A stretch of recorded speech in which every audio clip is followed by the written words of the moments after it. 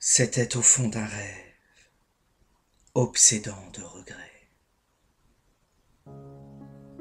J'errais seul au milieu d'un pays insalubre, disque énorme, une lune éclatante et lugubre émergeait à demi des herbes d'un marais.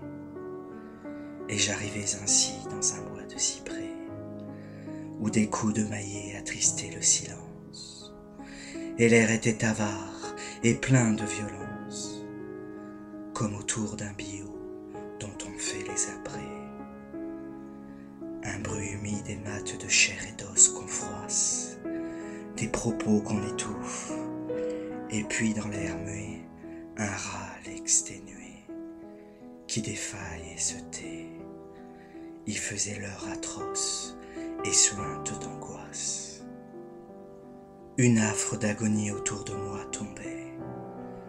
J'avançais hardiment entre les herbes sèches, et je vis une fosse et, les pieds sur leurs bêches, deux aides de bourreaux qui dressaient un gibet. Les deux bras de la croix étaient encore à terre, des ronces la cachaient.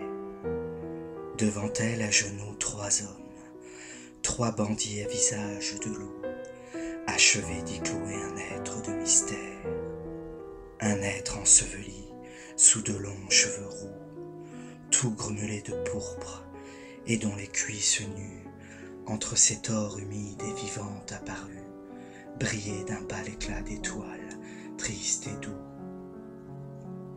Au-dessus des cyprès, la lune énorme et rouge éclaira tout à coup la face des bourreaux et le crucifié, dont les blancs pectoraux devinrent les seins droits et pourprés d'une gouge, et les paumes des mains saignantes, et deux trous dans la chair des pieds nus, se crispant d'épouvante, je vis qu'il torturait une vierge vivante contre la croix pâmée avec des grands yeux fous.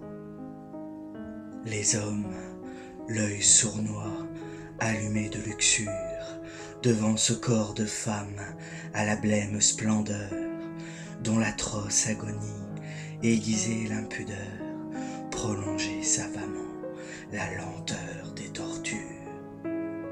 Et dans ces trois bourreaux, sûrs de l'impunité, raffinant la souffrance et creusant le supplice, je reconnus la peur, la force et la justice, torturant à jamais la blême humanité.